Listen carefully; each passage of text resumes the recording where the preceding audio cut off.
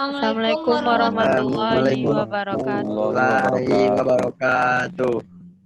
Kami dari kelompok 1 akan mempresentasikan tentang peradilan pajak. Sebelumnya perkenalkan, nama saya Gi Karisma, saya sebagai moderator, dan anggota kelompok 1 ada Anissa Putrasari, Andrea Kelvin, dan Gemal Zulfadi.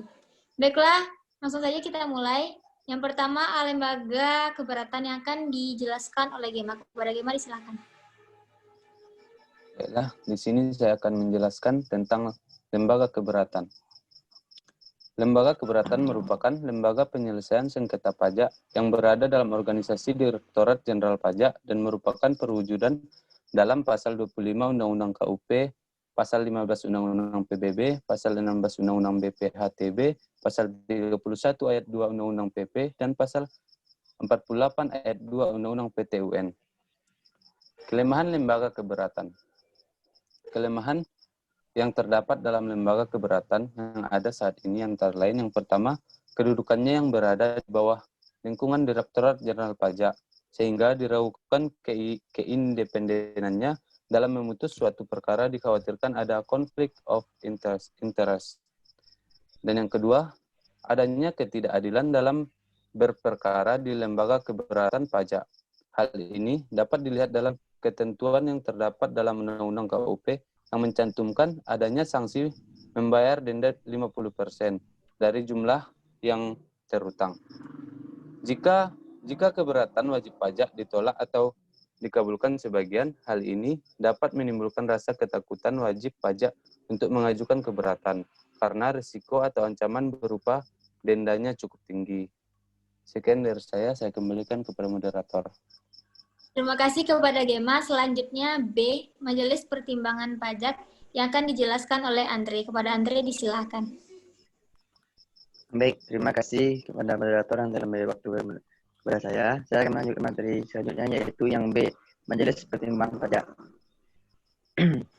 Wewenang untuk memeriksa dan memutus permohonan di bidang atas keberatan yang diajukan oleh wajib pajak melekat pada MPP tidak hanya berwenang menyelesaikan sengketa pajak pusat, tapi juga pajak daerah. Begitu juga sejarah singkat terbentuknya Majelis Pertimbangan Pajak.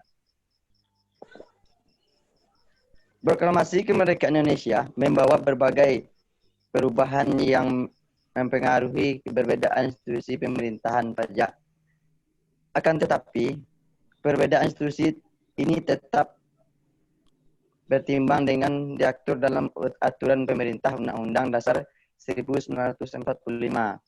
Dengan diaturnya dalam konstitusi, IP masih berlaku hingga pemerintah Indonesia melakukan peninjauan kembali pada tahun 1959 dengan digunakannya Undang-Undang Nomor 5/1959 tentang pengabuhan rekening Panhet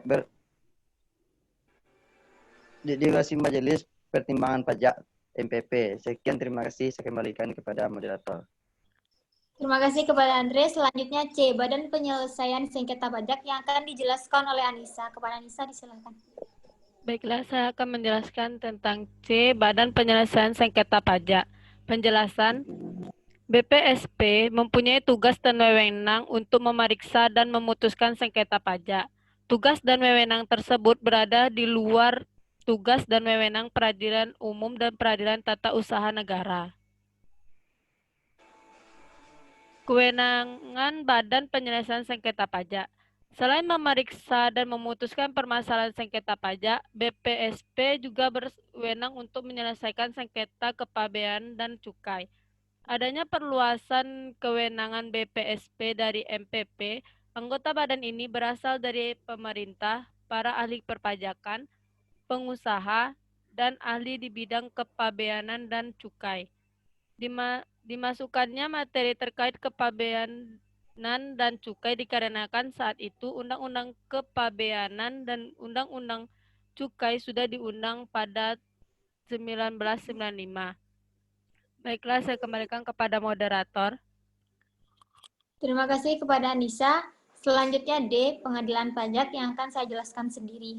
Pengadilan pajak adalah badan peradilan yang menjalankan kekuasaan kehakiman di Indonesia bagi masyarakat yang ingin menyelesaikan sengketa perpajakan. Struktur organisasi pengadilan pajak. Secara struktur, pengadilan pajak berada dalam lingkup Pengadilan Tata Usaha Negara atau PTUN. Otomatis semua perangkat pengadilan dari mulai pembinaan, aset, anggaran, serta pengawasan dikelola oleh Mahkamah Agung. Meski demikian, memiliki dua sisi yang bertolak belakang. Di satu sisi, pembinaan teknis pengadilan pajak dilakukan oleh MA, yang membuatnya menjadi salah satu lembaga yudikatif di Indonesia. Sementara di sisi lain, pembinaan organisasi, administrasi, dan keuangannya dilakukan oleh Kementerian Keuangan Kemenkeu. Dua sisi ini menjadikan pengadilan pajak menjadi pengadilan khusus. Susunan organisasinya terdiri dari pimpinan, hakim anggota, dan sekretaris yang merangkap menjadi panitera. Baiklah, sekian penjelasan kami tentang peradilan pajak. Kami dari kelompok 1, mohon maaf apabila ada kesalahan dan kekurangan. Kami akhiri dengan Assalamualaikum warahmatullahi Waalaikumsalam wabarakatuh. warahmatullahi wabarakatuh. Satu.